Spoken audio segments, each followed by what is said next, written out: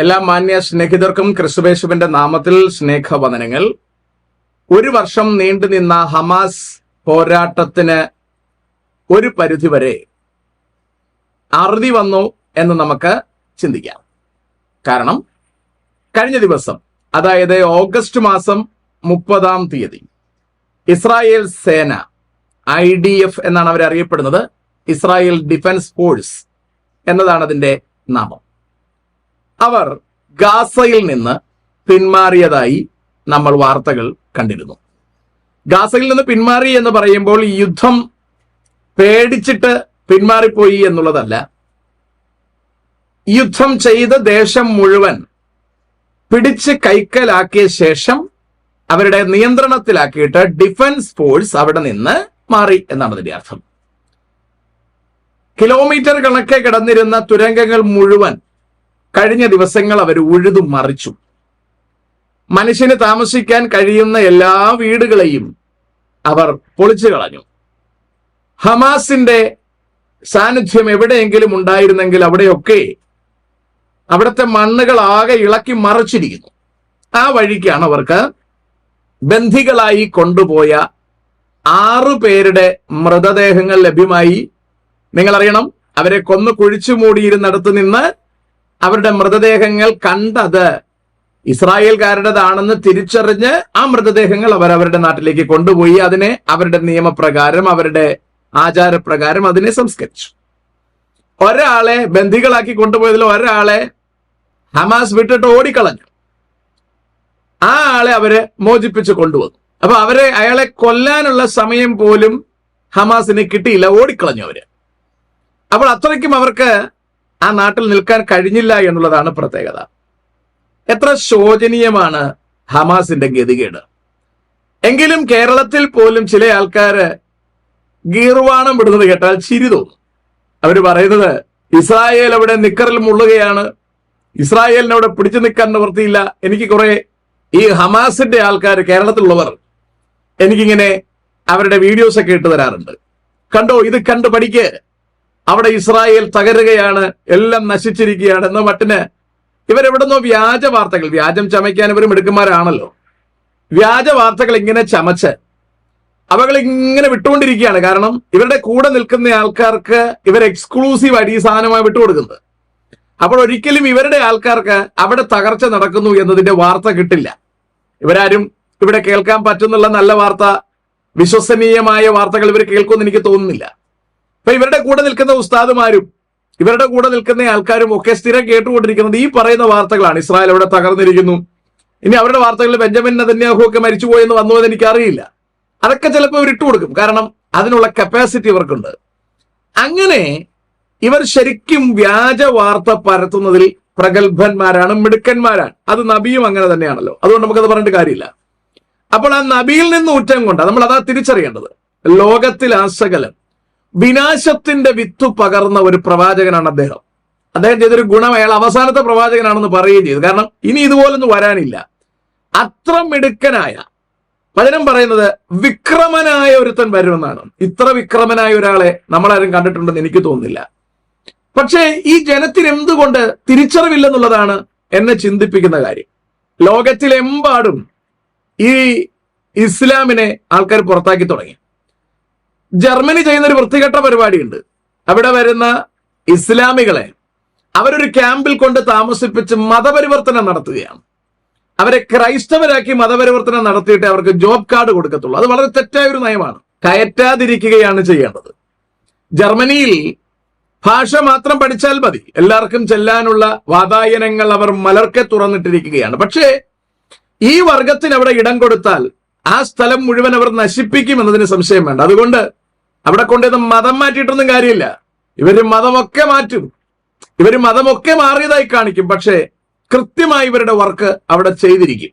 കാരണം ഇവരുടെ തലയ്ക്കകത്ത് ആ പൈശാചിക വാസന നിറഞ്ഞിരിക്കുകയാണ്. അപ്പോൾ ഈ ഒരു ഗ്രന്ഥം മാത്രം കൊണ്ടുവന്നതാണ് ഈ ഹമാസ്. അതുപോലെ യഹൂദികളായാലും ഹിസ്ബുള്ളയായാലും ഇതെല്ലാം ടെററിസ്റ്റ് സംഘടനകൾ വന്നതിന്റെ അടിസ്ഥാനം എന്ന് പറയുന്നത് ഈ ഒറ്റ ഗ്രന്ഥത്തിന്റെ പേരിലാണ്. അങ്ങനെയാണ് ഹമാസ് അവിടെ ഉടലെടുക്കുന്നത്. നമുക്കറിയാം, ഹമാസിനെ ഉടലെടുപ്പിക്കുന്നതിൽ ഒരല്പം സഹായം ഇസ്രായേലിന്റെ പക്ഷത്തു നിന്ന് ഉണ്ടായിരുന്നു എന്ന് നമുക്കറിയാം.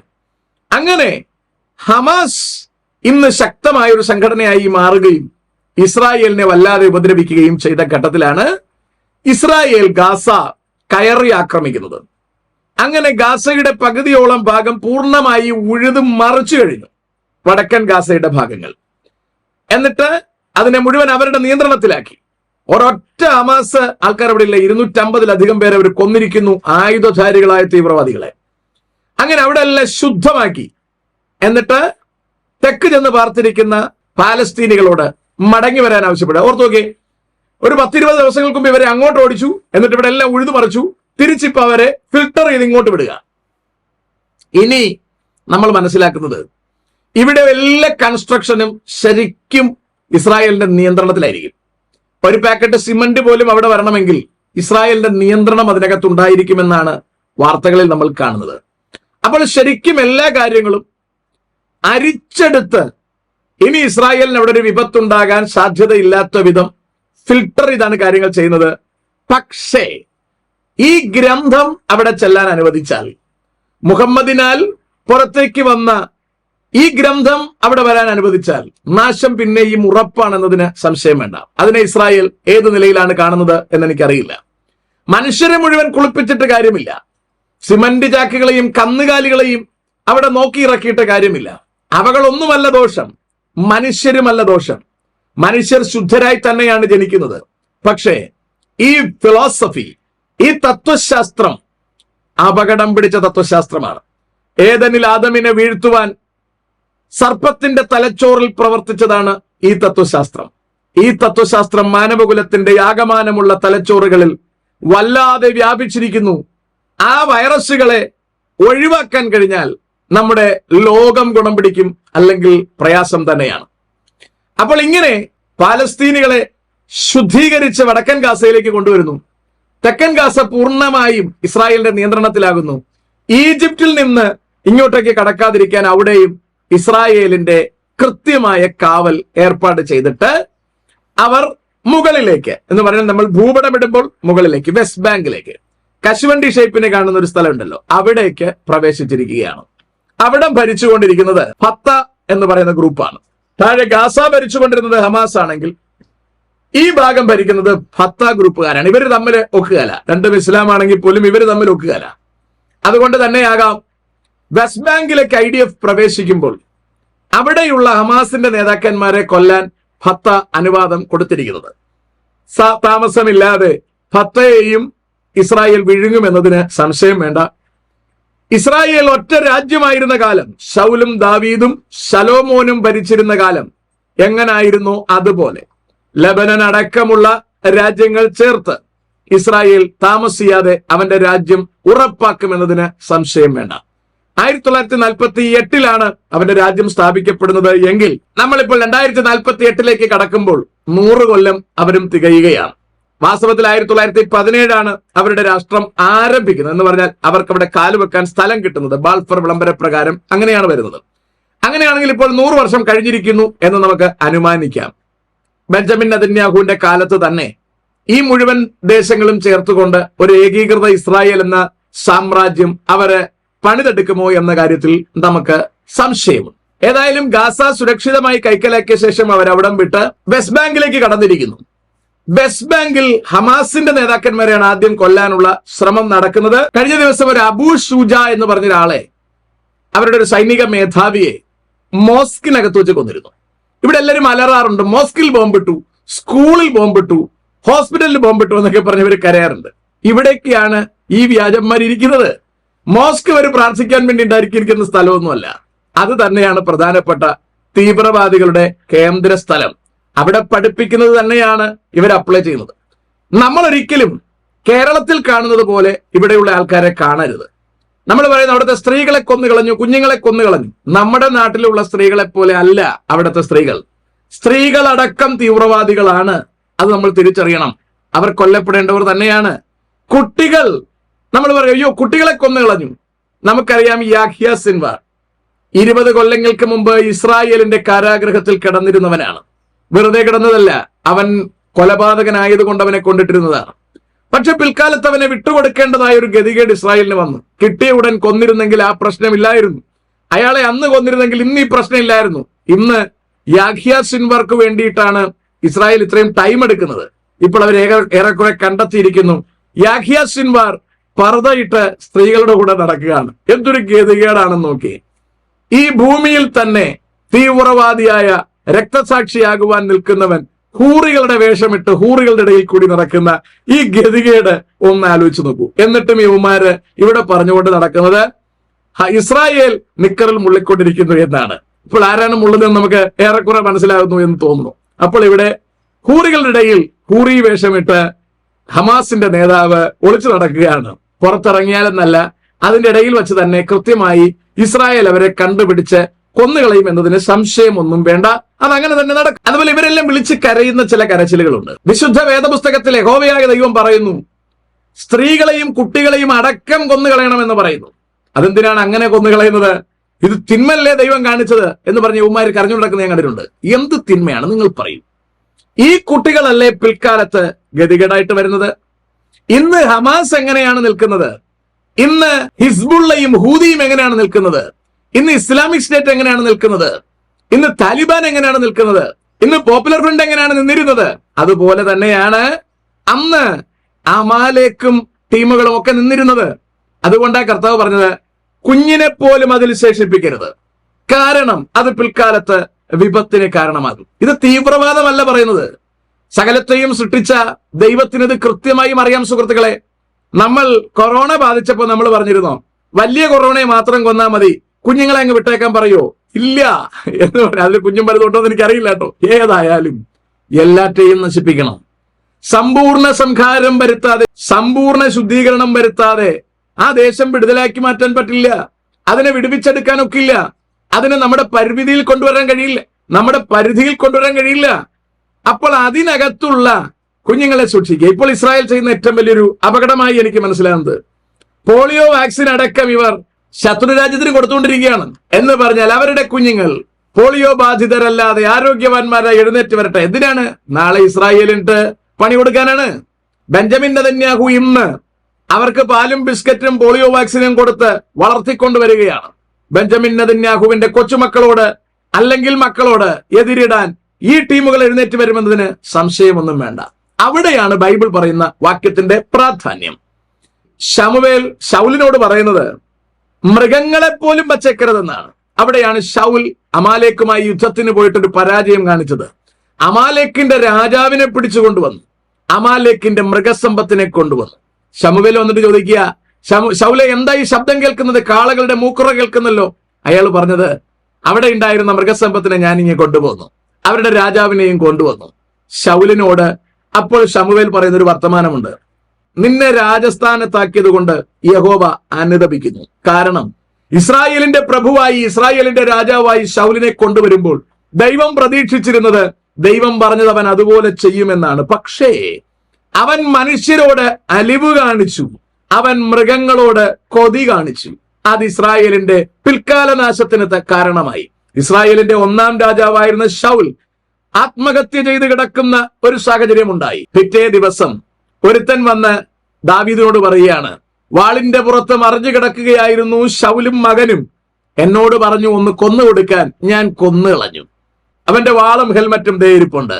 ദാവീദ് ചോദിക്കുന്നു, നീ ആരാണ്? അപ്പോൾ അയാൾ പറഞ്ഞു, ഞാനൊരു അമാലേക്കിനാണ്. മനസ്സിലാകുന്നുണ്ടോ? ആ അമാലേക്കിനെയാണ് വെച്ചിരിക്കരുത് എന്ന് ശൗലിനോട് കർത്താവ് പറഞ്ഞത്. പക്ഷെ അയാൾ അത് കേട്ടില്ല. ഇതിനെയാണ് ഇവിടെ ഇസ്ലാം സഹോദരന്മാർ എടുത്തുകൊണ്ട് നടന്ന് ദൈവം മോശക്കാരനാണെന്ന് പറയാൻ വേണ്ടി ഉപയോഗിക്കുന്ന പദപ്രയോഗങ്ങൾ. അന്ന് ഇസ്രായേൽ പറഞ്ഞത് കൃത്യമായി കേട്ടിരുന്നെങ്കിൽ, ജാതികളോട് ഇടകലരരുതെന്നും അവരിൽ നിന്ന് വിവാഹം കഴിക്കരുതെന്നും അവരോട് എങ്ങനെയാണ് ഇടപെടേണ്ടതെന്നും കൃത്യമായി പറഞ്ഞു കൊടുത്തിട്ട് ഒരു കാര്യങ്ങളും കേൾക്കുവാൻ തയ്യാറാകാതെ പോയതാണ് ഇസ്രായേലിന് സംഭവിച്ച വിപത്ത്. അത് ഇസ്രായേൽ ഇന്നും തുടരുന്നു എന്നത് ഖേദകരമായ ഒരു കാര്യം തന്നെയാണ്.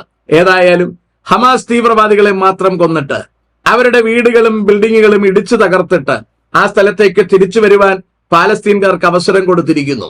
ഇനി അവർക്ക് ഇവിടെ വന്ന് കൂടാരങ്ങൾ അടിച്ച് താമസിക്കാം, മണ്ണിനടിയിലേക്ക് പാർക്കാൻ ആരെയും അനുവദിക്കില്ല. അങ്ങനെ ഒരുപാട് നിയമങ്ങളും കാര്യങ്ങളും ഇസ്രായേൽ അവരുടെ മുകളിൽ ചാർത്തിയിട്ടുമുണ്ട്. ഞാൻ പറഞ്ഞു വരുന്നതിന്റെ ചുരുക്കെഴുത്ത്, ബൈബിളിൽ എന്താണോ പഴയ നിയമത്തിൽ പറഞ്ഞു വെച്ചിരുന്ന കാര്യങ്ങൾ, അവകൾ അതുപോലെ നമ്മൾ ഇപ്പോൾ കണ്ടുകൊണ്ടിരിക്കുകയാണ്. ഇനി സംഭവിക്കാൻ പോകുന്നത്, കഴിഞ്ഞ ദിവസത്തിൽ ഞാനിട്ട വീഡിയോയിൽ പറഞ്ഞിരുന്നു, അലക്സ പൊളിക്കലാണ്.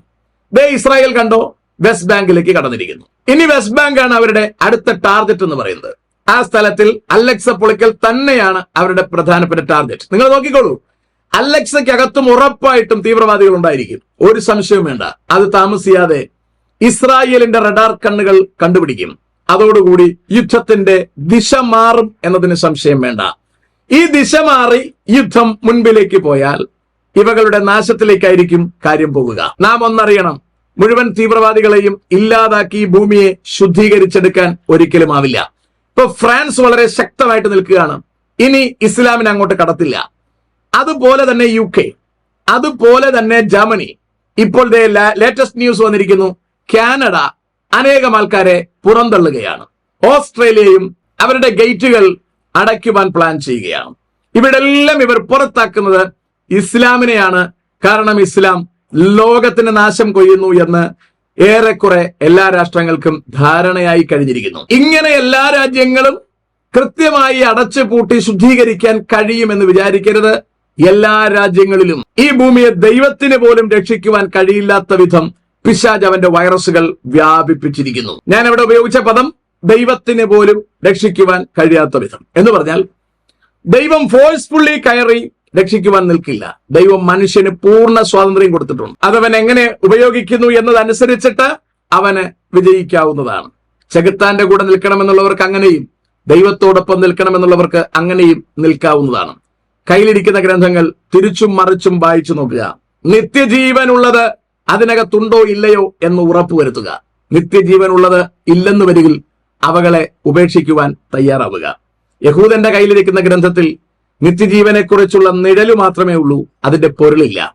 ഇസ്ലാമിന്റെ ഗ്രന്ഥത്തിൽ നിത്യജീവൻ എന്ന സാധനമേ ഇല്ല. നിത്യജീവൻ അടങ്ങിയിരിക്കുന്നത് വിശുദ്ധ വേദപുസ്തകത്തിലെ 2ാം ഭാഗമായിരിക്കുന്ന പുതിയ നിയമത്തിലാണ്. അതുകൊണ്ട് ആ പുതിയ നിയമം അടക്കമുള്ള ഗ്രന്ഥം നിങ്ങൾ വായിക്കുക, പഠിക്കുക, ഗ്രഹിക്കുക. ഏകന്റെ ലംഘനത്താൽ ഉലകത്തിലേക്ക് വന്ന പാപത്തെയും പാപത്തിന്റെ ശിക്ഷയായി വന്ന മരണത്തെയും ഈ ഭൂമിയിൽ നിന്ന് ഉന്മൂലനാശം ചെയ്യുവാൻ ദൈവം തന്റെ ഏകജാതനെ മനുഷ്യവേഷത്തിൽ ഭൂമിയിലേക്ക് പറഞ്ഞു വിട്ടു. മാനവകുലത്തിന്റെ പാപത്തിന്റെ പരിഹാരത്തിനായി യേശുക്രിസ്തു ക്രൂശിൽ മരിച്ചു, അടക്കപ്പെട്ടു, ഉയർത്തെഴുന്നേറ്റു. നമുക്ക് വേണ്ടി ഇന്ന് മഹിമയുടെ വലതുഭാഗത്ത് പക്ഷപാതവുമായിട്ട് നിൽക്കുന്നു. ഏത് സമയത്താണോ പിതാവ് പുത്രനോട് നിന്റെ രക്തത്താൽ വീണ്ടെടുക്കപ്പെട്ടവരെ വിളിച്ചുകൊണ്ടുവരുവാൻ പറയുന്നത്, അന്ന് കർത്താവ് താൻ ഗംഭീരനാദത്തോടും പ്രധാന ദൂതന്റെ ശബ്ദത്തോടും ദൈവത്തിന്റെ കാഹളത്തോടും മേഘത്തിൽ ഇറങ്ങി വരും. കാഹളം ധ്വനിക്കുമ്പോൾ ക്രിസ്തുവിൽ മരിച്ച വിശുദ്ധന്മാർ ഭൂമിയിൽ നിന്ന് ഉയർത്തെഴുന്നേൽക്കും. ജീവനോടെ ശേഷിക്കുന്ന നമ്മൾ രൂപാന്തരപ്പെട്ട് അവരോടൊരുമിച്ച് മേഘങ്ങളിൽ എടുക്കപ്പെടും. ആ സംഭവം കഴിഞ്ഞാലുടനെ ഈ ഭൂമിയിൽ മഹായുദ്ധത്തിന്റെ അടുത്ത ഘട്ടം ആരംഭിക്കും. ആ ഘട്ടം 7 കൊല്ലമാണ് നീണ്ടു നിൽക്കുക. ആ 7 കൊല്ലം കഴിഞ്ഞാൽ കർത്താവായ യേശുക്രിസ്തു ഈ ഭൂമിയിലേക്ക് ഇറങ്ങി വരും, ഒലിവുമലയിലേക്ക് ഇറങ്ങി വരും. അടുത്ത കർത്താവിന്റെ 1000 ആണ്ട് വാഴ്ച ഈ ഭൂമിയിൽ ഉണ്ടാകും. അതിനുശേഷം മുഴുവൻ ഭൂമിയെയും നശിപ്പിച്ച് പുതിയ ഭൂമിയിൽ കർത്താവ് തന്റെ ജനങ്ങളുമായി ഒരു വാസമാണ് ക്രമീകരിച്ചിരിക്കുന്നത്. അവകളാണ് കർത്താവ് വിശുദ്ധന്മാരോട് വെളിപ്പെടുത്തി കൊടുത്തിരിക്കുന്നത്. കർത്താവിന്റെ ശിഷ്യനായിരുന്ന യോഹന്നാൻ അപ്പോസ്തലൻ AD 96 ക്രിസ്തു മാർഗത്തിന്റെ വക്താവായിരുന്നു എന്ന കാരണത്താൽ പത്മോസിലേക്ക് നാടുകടത്തപ്പെടുമ്പോൾ പത്മോസിൽ വെച്ച് കർത്താവ് തനിക്ക് വെളിപ്പെടുത്തി കൊടുത്തതാണ് ഈ കാര്യങ്ങൾ. ആ കാര്യങ്ങൾ ഉൾപ്പെടുന്നതാണ് വിശുദ്ധ വേദപുസ്തകത്തിന്റെ ഏറ്റവും ഒടുവിലത്തെ ഭാഗത്ത് നമ്മൾ കാണുന്ന ചില താളുകൾ. അതിനകത്ത് മേലിൽ സംഭവിക്കാനിരിക്കുന്ന യുദ്ധത്തെക്കുറിച്ചും ഈ ഭൂമിക്ക് സംഭവിക്കാനിരിക്കുന്ന നാശത്തെക്കുറിച്ചും ദൈവമക്കൾക്ക് വരുവാനിരിക്കുന്ന അനുഗ്രഹങ്ങളെക്കുറിച്ചും വളരെ കൃത്യമായി വിശദീകരിച്ചിരിക്കുന്നു. ലോകത്തിൽ മറ്റൊരു ഗ്രന്ഥത്തിലും ഇത്ര വ്യക്തമായി ലോകത്തിന്റെ ആരംഭത്തെക്കുറിച്ചും ഇന്നത്തെ അവസ്ഥയെക്കുറിച്ചും ഇതിന്റെ ഭാവിയെക്കുറിച്ചും പരിചയപ്പെടുത്തിയിട്ടില്ല. വിശുദ്ധ വേദപുസ്തകത്തിൽ മാത്രമേ ഉള്ളൂ. ഇസ്രായേൽ ഉലകത്തിന്റെ മധ്യഭാഗത്ത് ദൈവം അവന്റെ പിതാക്കന്മാരായ അബ്രഹാമിനോടും ഇസഹാക്കിനോടും യാക്കോബിനോടും വാക്കു പറഞ്ഞ ഭൂമിയെ തിരിച്ചുപിടിക്കാൻ താണ്ഡവ നൃത്തം നടത്തിക്കൊണ്ടിരിക്കുകയാണ്. അവൻ ഈ ഉലകം പിടിക്കാൻ നിൽക്കുമ്പോൾ ഞാനും നിങ്ങളും നിൽക്കേണ്ടത് ഉലകം പിടിക്കാനല്ല, നമുക്ക് വേണ്ടി കർത്താവ് ഒരുക്കിയിരിക്കുന്ന പുതിയ ഭൂമിയിലെ പുത്തൻ കെട്ടിടത്തിൽ ചെന്നെത്തുവാനാണ് നമ്മൾ ഒരുങ്ങേണ്ടത്. പൗലോസ് പറയുന്നു, കൂടാരമാകുന്ന എന്റെ ഭൗമഭവനം അഴിഞ്ഞുപോയാൽ കൈപ്പണിയല്ലാത്ത ദൈവത്തിന്റെ ദാനമായ ഒരു കെട്ടിടം എനിക്ക് സ്വർഗത്തിലുണ്ട് എന്ന് ഞാൻ അറിയുന്നു. ആകയാൽ ഞാൻ ഈ കൂടാരത്തിലിരിക്കുന്നിടത്തോളം ഭാരപ്പെട്ട് ഞരങ്ങുന്നു എന്ന് പറഞ്ഞാൽ എനിക്ക് എത്രയും വേഗം ആ കൂടാരത്തിലെത്തണം, ഈ ശരീരം വിട്ട് അക്കരയ്ക്ക് എത്തണം. മാന്യ സുഹൃത്തുക്കളെ, ദൈവം നമുക്ക് വേണ്ടി ഒരുക്കി വെച്ചിരിക്കുന്ന ആ അനുഗ്രഹിക്കപ്പെട്ട സ്ഥലത്തിലേക്ക് ചെല്ലുവാൻ നമുക്ക് കരുതലോടെ കാത്തിരിക്കാം. ദൈവത്തെ തള്ളിയ ഇസ്രായേൽ അവിടെ കിടന്ന് അടിയും ബഹളവുമായി നടക്കട്ടെ. ഈ വാർത്തകൾ ഓരോന്ന് കേൾക്കുമ്പോഴും ബൈബിളിലെ പ്രവചനങ്ങളുടെ വ്യക്തത തിരിച്ചറിയുകയും നിത്യതയ്ക്കൊരുങ്ങുകയും ചെയ്യാം. ദൈവം നമ്മെല്ലാവരെയും അനുഗ്രഹിക്കുമാറാകട്ടെ.